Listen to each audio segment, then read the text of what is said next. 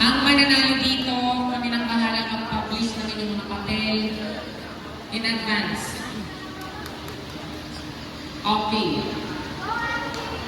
Best of 3 lang tayo, ha? Ma'am, best of 3 lang po. Sino ka naman na 3 points?